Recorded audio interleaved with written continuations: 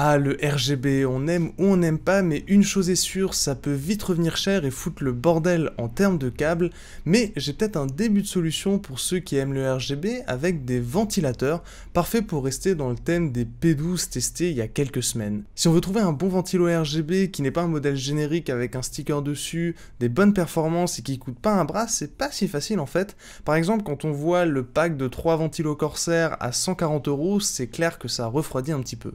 Sauf qu'en 2020, et je suis un peu passé à côté, Cooler Master a lancé les MF120 Halo qui viennent remplacer les Master Fan Pro que j'avais d'ailleurs testé sur la chaîne. Et à 20 € pièce en ce moment, c'est plutôt intéressant sur le papier et on va donc voir dans cette vidéo comment ils se débrouillent.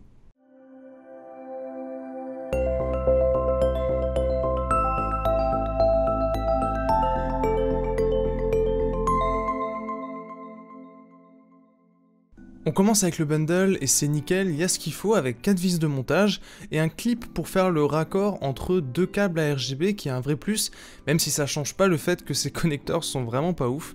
Avec ce clip, on peut venir brancher les ventilateurs en série, pour le RGB uniquement, pas pour le 4 pins PWM, ce qui est très pratique. Étant donné que le 4 pins ne se branche pas en série, il faudra vérifier que vous ayez assez de prise sur votre carte mère, sinon achetez un hub PWM. La qualité de fabrication est vraiment bonne, la structure est solide et ça respire la qualité. Le blanc du plastique est peut-être un poil foncé, mais ce sera pas flagrant une fois installé dans votre tour. Côté RGB adressable, le rendu est vraiment réussi. On a des LED sur la partie centrale et s'ajoute à cela un cerclage au niveau de la structure qui est présent côté avant et arrière du ventilateur. Ce qui fait que le RGB sera bien visible et bien lumineux quel que soit le sens dans lequel vous installez le ventilateur, comme sur les QL120 de Corsair par exemple. Pour la compatibilité avec la carte mère, il faudra bien vérifier que celle-ci ait un connecteur 3 pins ARGB pour Addressable RGB, sinon il faudra passer par un contrôleur ARGB qui est vendu séparément. Sur le papier, ces ventilateurs ont une vitesse de rotation comprise entre 650 et 1800 tours minute en mode PWM, vous aurez un réglage moins fin si jamais vous branchez ça sur une prise 3 pins. Au niveau du flux d'air, on a un débit qui est annoncé à 47,2 CFM et une pression statique à 1,6 mm H2O. On va passer aux performances et comme pour le précédent test, je vais utiliser le NHU12S mis sur un 6800K bloqué à 200 watts, ce qui va nous permettre d'avoir une idée des performances. Alors même si c'est plutôt un ventilateur que je conseillerais pour un boîtier, tester sur un ventirad ça permet de se faire une bonne idée des performances de la bête et c'est plus facile à tester qu'avec un boîtier complet.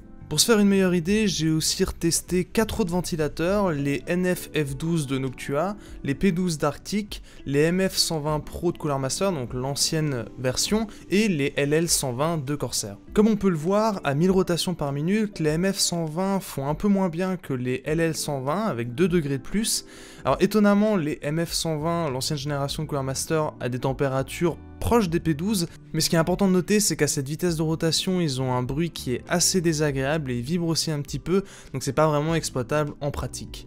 Les P12, je les avais déjà testés, c'est vraiment des ventilos qui se positionnent bien, ils sont pas trop loin des NF-F12, qui restent évidemment dans ce panel le meilleur ventilateur. Sur les nuisances sonores, ça n'a malheureusement pas changé, j'ai pas le matos pour mesurer précisément le niveau en dB acoustique, donc il faudra de nouveau faire confiance à mes oreilles. À 1000 RPM, je les ai trouvés vraiment discrets et ils se laisseront vite oublier. J'ai pas remarqué de bruit particulier au niveau du roulement ou de vibrations gênantes. Comme dit avant, on peut sans problème monter à 1200 rotations par minute, soit 55% en PWM, pour venir grappiller quelques degrés, améliorer un petit peu les performances et ils resteront assez discrets à cette vitesse de rotation.